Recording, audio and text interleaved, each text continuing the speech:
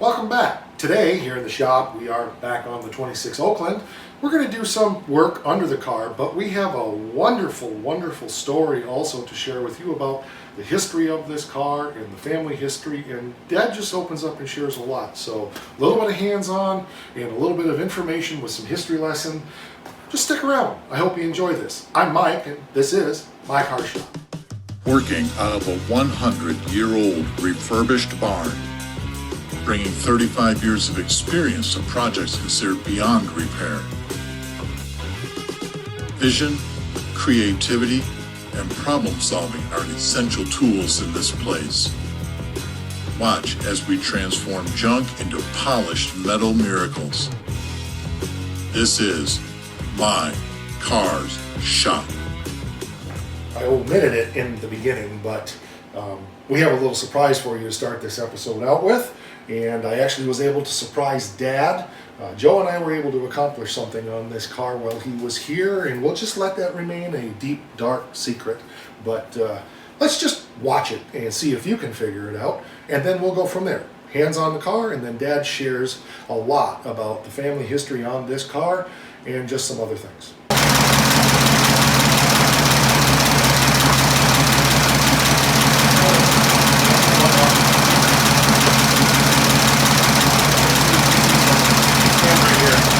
Don't own something the other day. See it.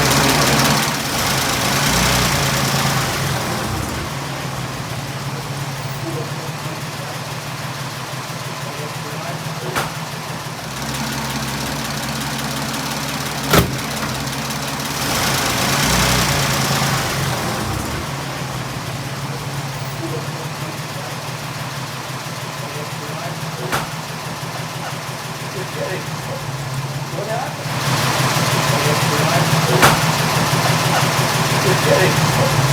What happened? It worked. A video of you riding in it for the first time in. Yeah. Cool. Yep, up and down the road we go. We have a clutch. Yeah. Terrific. Yeah, I got back in. Yeah.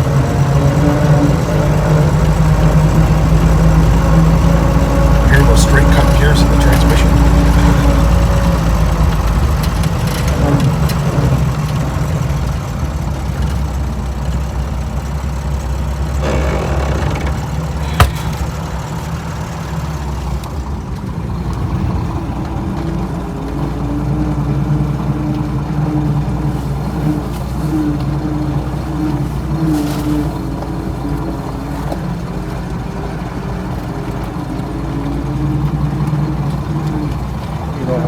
I can't see. A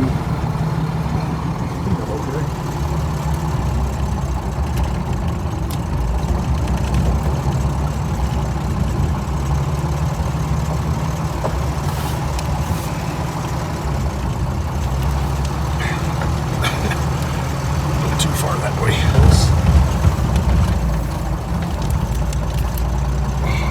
No mirrors, like I said, it's a challenge. Yeah.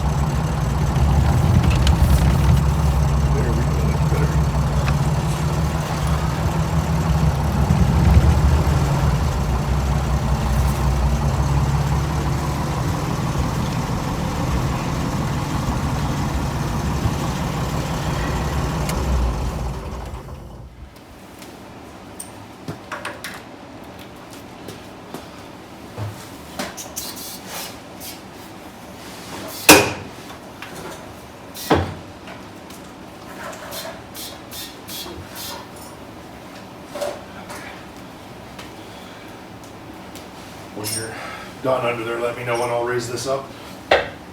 So what we're up to today is draining the transmission and pulling the rear end cover off to check the rear end, make sure everything's good. Obviously we need to change oil in the rear end as well. We felt like that was a good time because the rear end and transmission are a little bit warmed up from the drive, and so yeah, it's just good steps for sure. Things are winding down here to the nitty-gritty details now.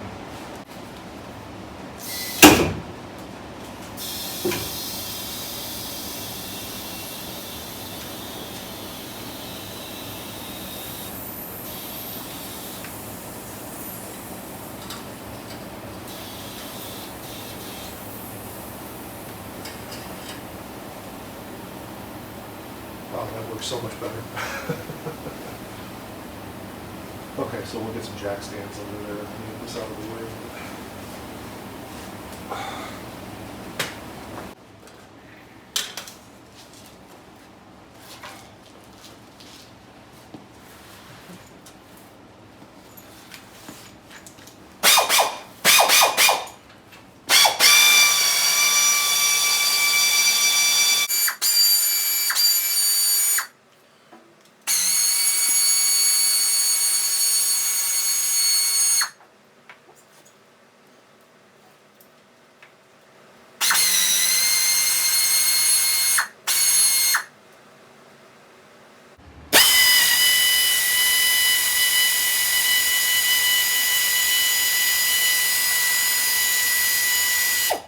Compressor's not on, I can tell I'm running out of air.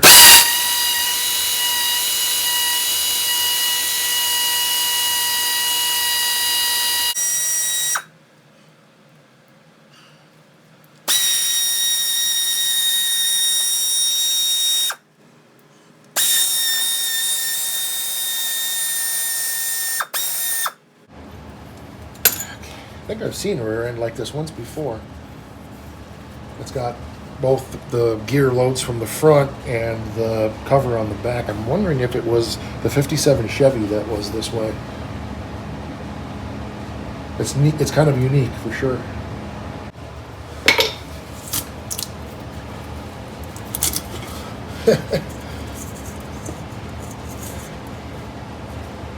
That's a little low. Low on fluid? Uh-huh. There's enough in there to slop around, but not enough to get out to the end of the axles. Uh-huh. I don't know, maybe they're greasable out there. I don't know. I guess we got to research that too.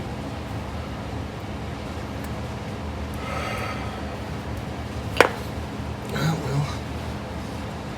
All right, we got to find out from Wayne if we can use thinner oil, or you see there's a lot of grease up on the floor pan, but I'm going to more assume that well, it could be from the front pinion seal leaking, but it's just as likely over greasing the universal joint caused that. So, but this is going to take 7.2 weeks to drain this out of here.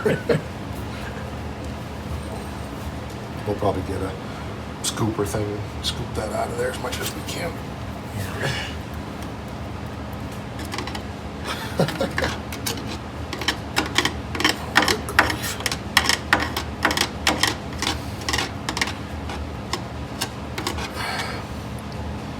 Why don't we just pack grease in there and be done with it?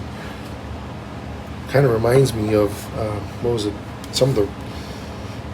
when we were with Clint on the railroad and he was putting grease in some of the engines, they would just take the whole plastic bag and just throw it right in the engine. Remember that?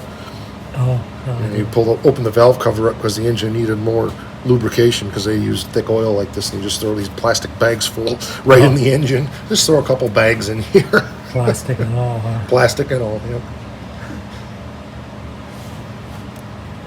I think that was when he was on the Algoma. Well, maybe it was when he was with the Wisconsin Central. Maybe I was with him and you weren't. I don't know. Lots of railroad miles with him, so. Okay, that's a little goopy.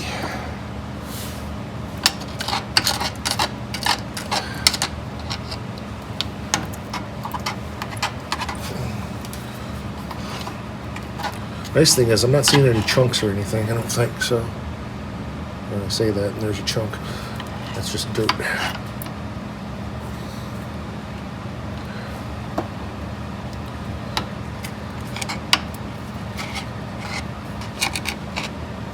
there any kind of cleaner or spray you can? I'm a little reluctant to stir up the dirt too much. Okay. I'm kind of scraping it out of here. Uh-huh. Also, not sure how much longer I can stay here. My neck is cramping up. Ouch! Oh, there, I got my head again.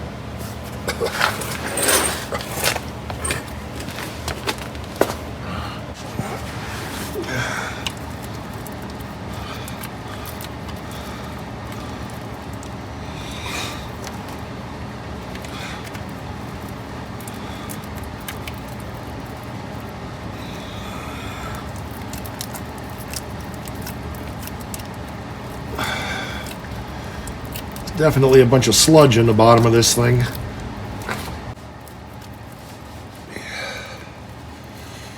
Yeah, that oil was so low, there's no way that the pinion was getting much lubrication, so. It had a good park in that condition, right? Yep. I don't think it leaked out, so it was obviously low.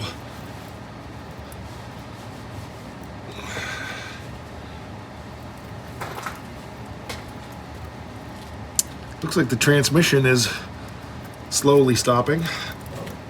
Of course, 600 weight oil does not exactly drain out easily, so.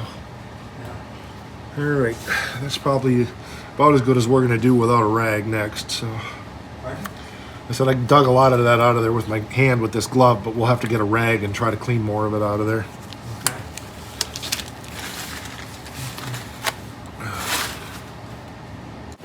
So we're at a point now we need to make decisions about what's next. We're draining the transmission and the rear end, as you've obviously seen. I went upstairs and dug out I had 5 bottles of lead additive, so we put some of that in the fuel tank because this requires leaded fuel, which you can't get. So, and just another note, we're using 0 alcohol fuel in this, so we're using Rec 89, I think it is, fuel, because alcohol would just wreak havoc on my little Coke varnish coated float. Say that 4 times real fast. That alcohol will just eat that varnish right off of that cork float. So, so yeah, I guess we need to make decisions about what's next. We need to replace the glass in the car, so I need to get my glass guy out to look at that. We still need to finish this rear wheel and tire. We got a little electrical work to do, fixing the headlight and getting the tail light to work. What am I missing? What about the clutch? That's free. Yep, clutch is free, so Does it look like that's going to function? For a while. For a while. for a while. Okay. As Wayne, and I quote him directly, if you don't have to change that clutch, don't. It's a pain in the ass. He said that 3 times, so we're not going to change the clutch. It's working. It does chatter a little bit. The clutch pedal's very high, but I think at this point we need to get some miles on this car, and you know, if the clutch starts slipping, we'll deal with it. But Sure. I think we're at a point now where we need to work the bugs out of the entire thing, and it's going to take a whole summer of just driving it to do that. You know, it's whenever we do a build, it's one of the things I say is you have the build time, then you have a year of sorting everything out because you get out of the road and it's going to quit and you have to get it towed home, or you're out there on the side of the road wrenching on stuff. And with a car this old, that never ceases. That always seems like every time you take it out, there's some adventure of something you got to tinker with. It's just the nature of old cars of this vintage. I mean, after a while with the Model A that I had, after a couple of years, that became less. But I know I sold it to a good friend of mine, and even he was, you know, tinkering on it all the time because this happened, that happened, and that's just, I mean, the car's 96 years old, so. Okay, so anything else that we need to accomplish? We still have one wheel that's stuck, and we've got to obviously sand those rear wheels down once we leave the one we can do, but this one's still stuck, and I think Chris is working on a new tool. Oh, we got to adjust the brakes. The brakes are really, really low. The throttle in the steering column is broken. I disconnected it from the linkage under the hood, so that's not going to be a problem. That's a doesn't have to have thing. Maybe someday we might want to, you know, but at this point I'm not concerned about that throttle being like that. At some point in the evolution of vehicles, they did away with that. Right. Throttle and column. Probably in the late 30s, I think. In vehicles across the board, they didn't put the throttle in the steering wheel anymore, I think. What brought that on? What was the It's kind purpose? of cruise control. I used to do that in Model A all the time. We're going somewhere, I just pull the throttle down and take your foot off the gas pedal, and you could do it either way. Or, of course, you could also idle it up if you needed to for whatever reason. You could bump the idle speed up. Yeah. Say your battery was low and you were just idling and you wanted to bump it up a little bit so it was charging instead of discharging. There'd be a number of reasons you would do that. Did going to automatic transmissions affect that at all? I guess it was gone before. Well, technically no, because Model Ts were almost automatic transmissions. I mean, they were levers and pedals and stuff, but they weren't a traditional stick shift car. And when you let off on the gas on the automatic and cruise, Right. where on the stick shift, when you let off on the gas, it slows down. True. Yeah, I don't know. Guess I hadn't thought through the rationale. I just knew they had it, and in the Yeah. cars I've had, I used it because that's what it was there for. Yeah. Am I missing anything else we need to do? Oh, that packing and that Oh, the water pump. the water pump. We'll tighten, the water pump is weeping. We'll tighten it down and see if that stops it because it's an adjustable thing. If it doesn't, we'll have to pull the water pump out, put a new packing in there. So probably should just get one so we have it because it's going to have to be a matter of if, it's going to be a matter of when. So I'll call Wayne and just see what he uses. He may go to the hardware store and get something, I don't know. So Yeah. yeah, I think that's, so we're getting close, but I say that, but you get, there's a lot of sorting out to do once you start moving the thing and driving it around. So we've got to learn the car once we start using it.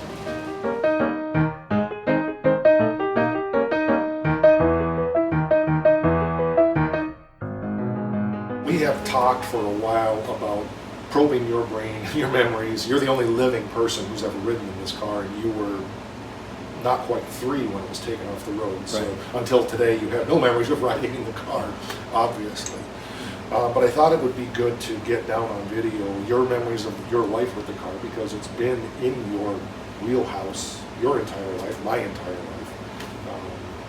So why don't you start maybe by talking a little bit about great grandpa who bought the car and just share whatever you want to share. So. Okay. Well, yeah, every car has a history, but that history is wrapped up in the human history that's tied into it. So his history starts in England in 1879. He was born in Cornwall, which is in the south-west corner of England, and it was a mining region. The mining in the late 1800s was drying up there. The minerals, tin and copper, were running out, and unemployment was a huge problem. But some had looked to other mining operations across the world, and some left England. I don't know if Grandpa's relatives, some preceded him to the United States, but anyway, his family left when he was about 4 years old, and they went to Pennsylvania, to Scranton. But evidently were not there very long. I think they got involved in the coal mining, and coal mining is not so much hard rock mining as copper mining and tin mining is. So I think it was dirty and very dangerous. So they didn't stay there too awful long, so we know that by the time he was a young boy, they had come to Michigan to the Iron Range and lived in Republic for a while, which is west of Marquette, inland, where the iron deposits are. And he was there long enough into boyhood that he developed some lifelong friends. He kept in touch with them. I remember visiting some of his friends with him when I was young. We're not sure how long he lived in Republic, but we do know that he was living in Osceola, which is just outside of Calumet up on the Keweenaw Peninsula in the copper country. So for some reason they went from the iron mining to the copper mining areas. And we know that he was there in 1895 because I remember him talking about the Osceola mine fire. He was a drill boy working for the mining company there, and in 1895 he would have been, he was born in 79, so 16, I did the math right. Yeah. So he was a drill boy, and he was thankful that he wasn't on the shift at the time when the mine fire developed, because it was a disaster. None of us would be here. Exactly. There were 30 miners and drill boys who died in that Osceola mine fire. So we know he was there in 1895. he met Ethel Jane Yates, who lived in that community as well, and they were married in, let's see, he was 30 years old, so 1909 they were married. And he'd been single long enough that he evidently had accrued some nest egg. So they built a new house in Centennial location, Centennial Heights rather, and he was working at the South Kearsarge mine, which was about a mile and a half or 2 miles, and walked to work. I remember him talking about that also. Walked down the railroad tracks, which of course in the wintertime would have been plowed. Right. So no car, obviously, at that point. And that was to drive 1909? to work. 1909 they were married, yeah. His mother and dad lived in Centennial location, and when his dad passed away, for some reason they moved in with her, but it put him close to the streetcar line, which was just like, you know, a block away. Right. So he rode the streetcar, I'm sure, back and forth to work to South Kearsarge. And that's where Highway US 41 is now. That's the Yes. streetcar line? Exactly. And so it looks like, you know, he didn't have a vehicle of any sort at that point. What year did they move up to the home that, you know, is still the family home now? I don't know the date exactly, but I do know that my dad, you know, Grandpa Rule to you, went to school at Centennial Heights. Okay. And so by the time he was further along Okay. in his education, they had moved. Okay. And he was born in 1919. Okay. So I'm going to guess that they must have moved to Centennial location probably in the mid, somewhere in the mid-1920s maybe. Okay. And that would make sense when it comes to this car because they were close to the highway, Yep. you know. Yes. So by 1926, obviously, then he had decided that it was time for a vehicle, but I don't think they ever owned any vehicle up till then. Yeah. No family lore of anything before this. Yeah, as far as we know, this was his first car, and why he settled on an Oakland, we're not sure, but you know, because you could buy a Ford Model T for $400. $400 or so. Yeah. We know that the car came from McClure Automotive in Calumet. It's had the original paperwork. I think you've seen that, maybe. Yep. you I have a copy of the original title of his. Okay. Nancy has the original title. Yeah. And you visited McClure's, right? Not really. So I did an episode on it. Okay. When we were up there, we went to what is now Harders, and took some pictures and talked about the history and showed a picture of the original McClure. So yes, but I didn't go in and talk to them. Oh, okay. All right. So how they ended up buying one from McClure's, we don't know. But he was looking, I'm sure, for a higher end Yeah. vehicle. And when you think of $400 for you know, just an everyday car compared to $1,200 for this, I mean, you Yes. could have bought 3 Model Ts for that. Obviously, he was looking for something better, but that was kind of his mindset. Yeah. He got interested in photography at some point as a younger man, and I still have the camera that he bought, Rochester Optical Primo B. It's a 4x5 glass plate Yeah. camera, and by the mid-1920s, you could buy a Kodak box camera for $1. Yeah. You know, he paid about $20 for this Oh, wow. Primo B. And that seems to be kind of, when you look at the homestead, there's very expensive chandelier in the front window. There's a very expensive organ in the parlor Yeah. room, whatever you want to call back room. It seemed like when he bought something, he bought very high quality. So Yes, the car is kind of a indicator of that same thing, you know. yes, The Model T, if you've ever seen a Model T, it's basically a horse-drawn carriage with its own motor. It's a really crude vehicle, and in fact, historically, it goes that Ford was losing market share quickly because of all the other automakers were making such better, innovative cars. And Edsel Ford, Henry Ford's son, by 1926 had already designed the Model A, but couldn't get his dad to produce the car because nobody needs, the Model T is the only car anybody will ever need. And well, they built 15 million of them over 15 years. So it was only because of Edsel that in 28 we got the Model A, which is a much closer technology-wise, although this is still got a lot more technology in it than my Model A had. And mine was a 31. So. Yeah. Well, we ran into some of that with the fuel gauge, right? Yes. We were looking at that. Yep.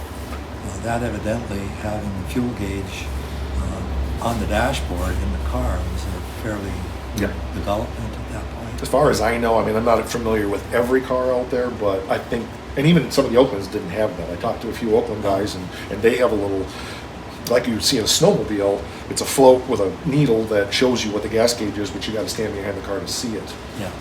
This gas gauge doesn't work, but it has one, and someday we'll probably get it working. But Yeah. not a big deal right now. So he was interested in quality, I think, with this. So it's kind of, in a way, puzzling why in 1946 he still had this car with almost, 70,000 miles? 60-some thousand. Yeah. But I think there is explanation for that story. The Depression Yeah. began in 1929. Right. And I think he was, at some point, he became unemployed with the mining company, and so he ended up working on WPA, Works Progress Association, which was a make-work project that President Franklin Roosevelt developed. So I'm sure income had some influence on it. Yeah. He still had the Oakland by then, but the other factor that happened personally for him was losing the sight in one eye. He was working on the WPA project out of a place called Rice Lake, Ward Rice Lake. They were doing some kind of road development, and he was splitting logs into rails for rail fences along the side of the road, and a sliver from a wedge flew and caught him in one eye, and he ended up losing the sight in that eye. He went to Chicago, I believe, and ended up having surgery there and had that eye removed.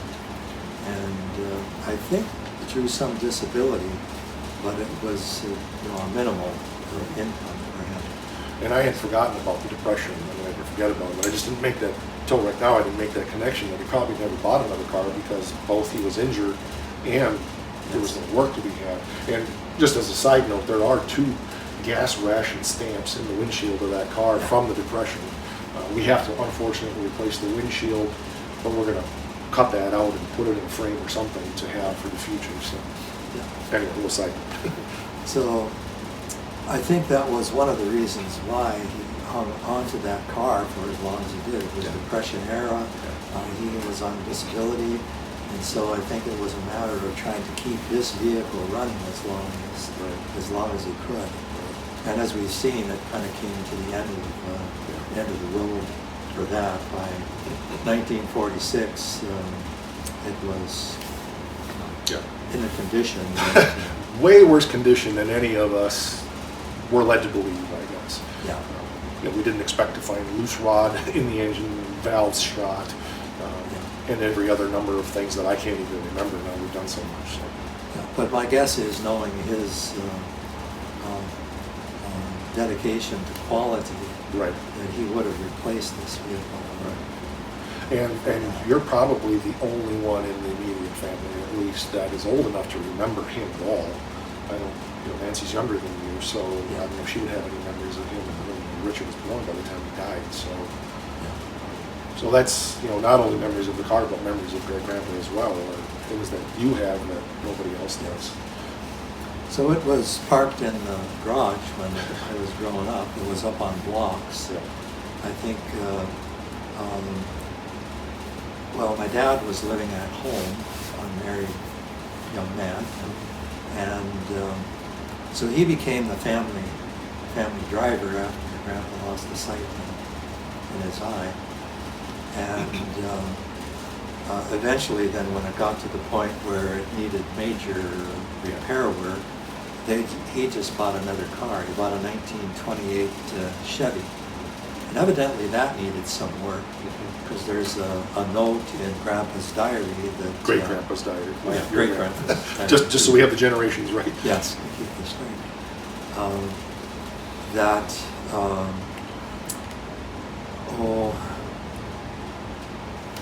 My dad bought this 28 Chevy in, well, let's see, we don't know exactly what year. 46. Well, 46. It was 46 because and I've read the diaries too, there was problems with this car. It was left in Copper City, I think. Yes. We had to kind of read between the lines to determine that. Either they took it there to get it fixed, or they had been out driving and it broke down. Not sure. But they said got the car from Copper City. Was Copper City? Copper City.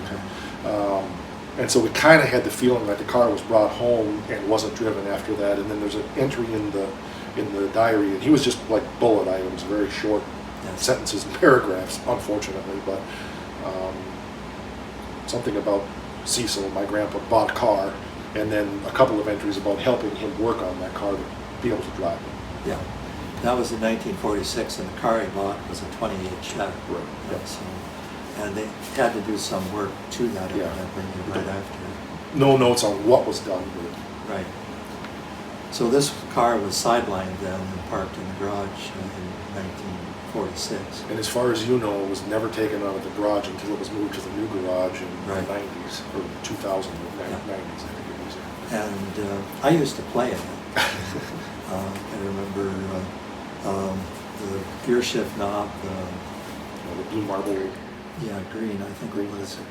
It looked like a big marble, and we don't know where that went. Yeah, it's gone. Yeah. Interesting, I didn't tell you this either, but when I was sitting in it today, I noticed there's stuff written on the steering wheel. There's people's names and initials. Oh, I'm guessing in pencil. Somebody wrote their names on the steering wheel, so I'll have to have you look at that. yeah. So basically, it sat there then until Nancy moved it from the old garage because it needed to be torn down to the new garage. And 75 years, we figured that it was So yeah, as storage. far as you know, it never was hauled out for any reason to do something in the garage, or it just was there and that was it. So half the Yeah. garage was taken up, and the garage started settling around it. Yes. Eventually, it got filled up with things. It became a sort of a storage thing. My dad was a radio guy, and people gave him radios when they got new ones, and he did radio repair for incoming. So it never ran until just A month ago. a month ago. Yeah, a month and a half ago. Yeah. Yeah, so come a long ways. Yes, it certainly has. And I got to ride in it today for the first time since I was not quite 3 years old. Yeah, Yeah. Historic moment. there you go. Well, it's Joe rode in it the other day too after we got the clutch free. So it was kind of neat for me to think that his great-grandfather's car, right? No, great-great-grandfather's car, that here he is riding in that car. Yeah. And then, of course, Grandpa rode in it, and you've ridden in it, and I've ridden in it, and he's ridden in it. So there's a lot of generations of people whose butts have been in that car. Yeah. Yes. So it's really neat to see it run. Yeah. I mean, I rode in it when I was young, so obviously I don't remember any of that. But to get the opportunity today to actually do that again after 70-some years. Yeah, down the road to the neighbor's house and back. Yep. It's the furthest it's gone other than around the barn, but there's snow on the ground, so. Yeah. And we had some bugs to work out of things, so when I had it out a few days ago, I wasn't comfortable going down the road with it, but I worked those bugs out, and we were able to. Transmission shifted stiffer than a stiff thing. But. Yeah. So it was in the garage. all your growing up life. You played in it. It eventually became television and radio storage, inside and out. The thing was just packed solid with stuff. And storage for acorns and seeds and all Mouse sorts of- nests. The mouse nests. It got a lot of use, Yeah. even there. Yeah. So then through your life growing up, it was in the garage, and I know in my lifetime he would talk about, and we know, we've mentioned it ad nauseum, probably about pouring 10,000 gallons of oil down the cylinders over those years, Yeah. which has finally stopped smoking. The rings are finally coming around. But what memories do you have of it just being there, you know, him talking about it, or? Well, I remember Dad saying someday he wanted to get it running. But he never really seemed to make any gestures of doing that. And of course, the longer it was there, the more buried it got. Stuff not only inside of it, but on top of it. And so Nancy had to dig it out when it came time to tear the old garage down, because that was It deteriorating. literally was sinking into the ground. It was, the bottom was rotting out. Yep. And it was a wooden floor, if I remember it, or cinder floor, Cinder, I think. which is probably what saved this car. Yes. So it was a wooden building with cinders, very dry. If this had been a wet garage, this thing would have been garbage. Oh, yeah. You know, the engine would have been junk, the body would have rotted off of it. I'm amazed at the condition of it underneath. Yeah. So, you know, I had a 1951 Ford. I was 10 years old when I bought it, and oh my goodness, that was just Yeah. eaten out. It was 10 years old, not you were 10 years old. Yeah, it was 10 years old. Oops. No, I think you said it right, but just Okay. I had to tumble with that in my own head. So Yeah. yeah, I knew you weren't 10 years old. I remember the story. So he never talked much about it, other than he was very proud to own it and show it off. And everybody that came new to the place got a trip to the garage to peek at the Oakland through all the junk. And I know a lot of people that I knew as I was older in the Upper Peninsula knew about the car and wanted to buy it from him. And there was, you know, people, the guy that I worked for in Marquette that owned the dealership definitely knew about the car, had seen the car, had tried to buy it from Grandpa, and he was a big car collector. So the car was fairly well known, Yeah. but never to be, thank God, never to be, sold.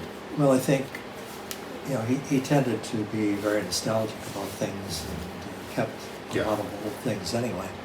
And so this would very likely have been the first car that he drove. Right.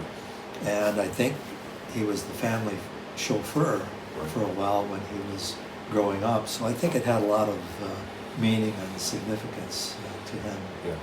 anyway. So Yeah. you know, getting it back on the road and being able to drive it again was a great thought, something he desired to do.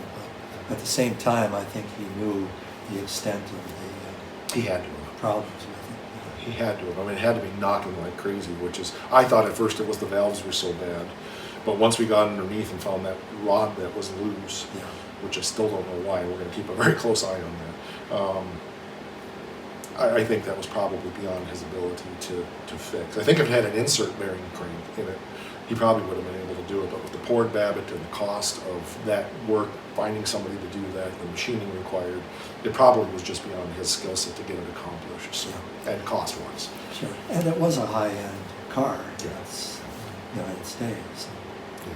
What do you think he would think about, I mean, beyond the fact that us working on it, he probably would have had a stroke because he didn't, nobody was allowed to touch it. Right. But to set that aside, what do you think he would, well, first of all, what do you think great-grandpa would think about this? And then what do you think grandpa would think about where we're at with this? As far as great-grandpa, I'm not sure how to read that one.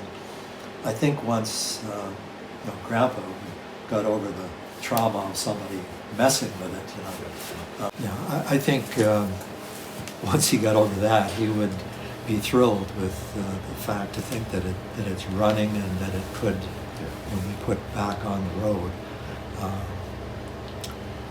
I think had he been here, when you cranked that thing over and it finally started, I think it would have brought tears to his eyes. Well, it brought tears to a lot of people's eyes. I know people have commented on the video that we started it on about, you know, how moving it was. People have called me and talked about they were bawling their eyes out while they were watching it. One friend of mine tried to comment on the video. He was crying like a baby and couldn't. So it was, you know, very moving. If you haven't seen that video, go find it. It was released on Thanksgiving Day. And it's not just the fact that it started, but when it started, it just, Yeah. I mean, it ran like it had been parked 3 days ago. Yeah. Well, actually better because it didn't have a knock. True.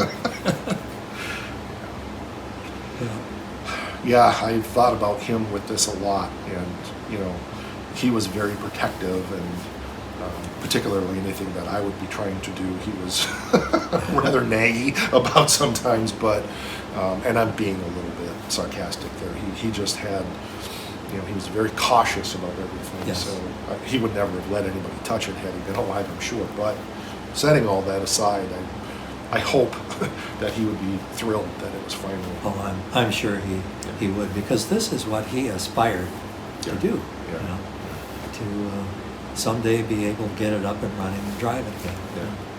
Yeah, it's too bad that, and even when I had my 31 Ford, he was gone. I think I had it before he died, but he never got down here. Yeah. But I remember taking Grandma for a ride in the Model A, and she was crying, saying how much Cecil would have loved to be riding in that car. Yeah. So I can't even imagine, you know. Oh yeah. It would be wonderful if we could have snuck it out of the garage and fixed it up and brought it back for him to enjoy. That's a thing on TV a lot. People do that. Oh man. But that would have been impossible. Okay. Anything else you want to share about it? Or? Well, this is a project I never ever thought I would be involved in. Me either. You either, right? You know, I guess if I had desired to do this when I was younger, you know, I could have. You know, once Grandpa was gone, once my dad was gone, I don't think he would have allowed me to touch it either. Right, yeah.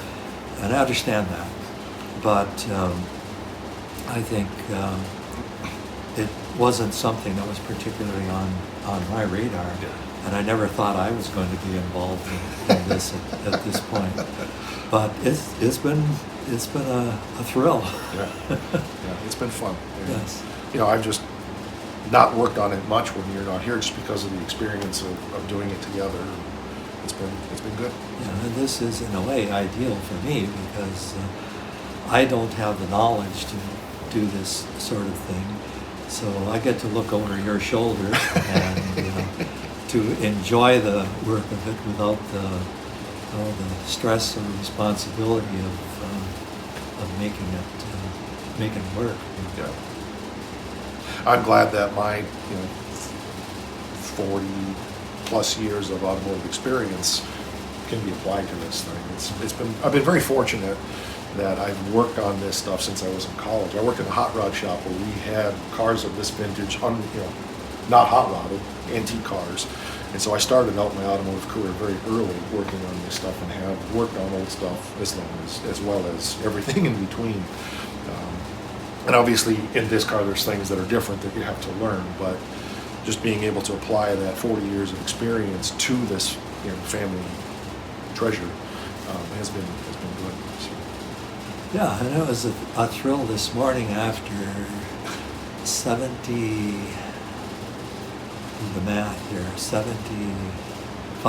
75 plus years. Yeah, 75 plus years to actually get a ride in it. Do we admit down the road? I already said that. Oh, okay. Not far. Not far, just down to the neighbors and back. Yeah. So that midday here, there's almost no traffic this time of year, so I wouldn't do it on the weekend. But today it's Wednesday, so that was a thrill. Yeah. The neighbors have said before, they weren't home today, but they always say they're always interested in seeing what's going by the house next because they know I have all these cars down here, and there's the one I haven't seen before, So I'm curious to see what they have to say when they finally see this one out and about. Yeah, and I used to do car work. When I started out doing that, it was because that's what I needed to do to have something to drive. Yeah. And I did that for some years until, well, until it got to the point where crawling around underneath them was not a thrill anymore. I passed that point a long time ago too. That's why I only work on the old stuff. Just, I mentioned it earlier, and I just want to mention it again. One thing about cars of this vintage is they're a constant project. And I think you've had that experience being older and growing up in the 50s and working on cars, that you were always tinkering. And we forget that in today's day and age, that we expect to be able to jump in a car and drive to California. And with most of our vehicles, we can. With a vehicle of this vintage, jumping in and driving to town can be an adventure. So it's not the same thing as, let's go out for an enjoyable Sunday afternoon drive. Yes and no. It's especially one this old. My 31, as I mentioned earlier, we drove it a lot, but it was mostly around town. We didn't take it very far, once in a while out in the country. And inevitably, you were tinkering on something because something was happening. And that's the nature of cars like this vintage, is they require constant tinkering. I still carry a toolbox. Yeah. There's one in the van. Yep. Yeah, not in the Buick, but the van is where my toolbox is, and I leave it in there. Yeah. And that's what I did early on. I always carried tools. Yep. My dad said he always carried a pair of pliers, a screwdriver, and some haywire. Yep. That was how you got home. Yep. Sometimes that's the case. Yeah. Okay, well, we wanted to do this for a while, and I thought today was a good time because we're waiting for oil to drain, and that's pretty much all we're accomplishing today. We had it warmed up from driving it up and down the road, so the sludge that is the gear oil in this was a little warmer than usual. So thank you for sharing that, and if you have other things you come up with, we can do this again. And thanks for the thrill of working together on a project. This has been great. It has been great. This has been a benefit. Yeah, it's been fun. I'm glad you're within an hour, and thinking if you were living in northern Michigan, that wouldn't be possible. So, it's a quick 45-minute drive over here, and I've got the shop warm by the time you get here. Yeah. This time of year. Most of the time, you had a door open today. Well, yeah, that was. What's going on? It's going to be cold in there. There was a reason for that. I was being mischievous. We really worked on trying to figure out a way to capture your expression when you saw it move under its own power with the clutch working. And it took me a week, or well, not quite, but several days of getting the wheels spinning on how to do that. So. You pulled it off. Yeah. Okay, well, let's go get our parts that we need and then get some lunch, and we'll be back. You won't know the difference, but we will. Well, we thought we were going to be accomplishing more after we got back from lunch, but we did some research. I talked to Wayne and found out that my plan to use like 150 weight gear oil was not a good plan, because the way the technology is on this car, anything lighter than 600 will just leak out everywhere and make a big mess. So talked extensively to Wayne about it, and he just basically said, look, if there's no metal shavings in it, scrape stuff out the best you can, let it drain real good, and get that 600 gear oil. Now, he told me how to make that myself, using wheel bearing grease and the baby poop brown wheel bearing grease and some 150 weight gear oil. And we could have done that, but I remembered from back in my antique Ford car days that Max Auto and Bob Drake might have that gear oil. I got on the horn with Max and was stuck on hold forever, and got on Bob Drake's website in the meantime while I was on hold with Max, and lo and behold, they had it also. So I called Bob Drake, we got it ordered, we got 4 quarts of 600 weight gear oil coming, which is specifically designed for the loose tolerances on these old cars, and so that's going to be here soon. So we pushed the car back here into place and left the transmission open to drain into a pan. The rear end is still open, and when that product gets here, we'll get this thing buttoned up. We went to the thrift store and bought a cooking pan to put on the burner over there to heat that gear oil up to make it just a bit easier to get in the car, because that stuff is thicker than molasses in January in a sub-zero day. Yeah, it's horrible. Well, Dad's on the road home, and I just really appreciate, I've heard most of those stories before, but I really appreciate his willingness to share those with you. Good history. I find it fascinating. I know it's my own family, but knowing you guys, I think a lot of you are going to find it really interesting as well. I mean, this goes back, to 1876. with where we started that story. And I just think that's really cool to have over 150 years of history here with the family and where this car fits into the big picture. So that's going to do it. We're done with this episode for today's. Again, this is a little longer episode. I've been trying to mix things up and do some different things. We've been going hot and heavy on the Stitches Challenger. You guys have probably seen most of that work, and I'll be back on that car again, but it's cold in here, and I've had enough for today. I need to get this episode edited, which is going to take a few hours to put together, and I think that's enough. So we're on the face thing. We're on Instagram /MyCarShop, and in a very ragtime 20s way, rock!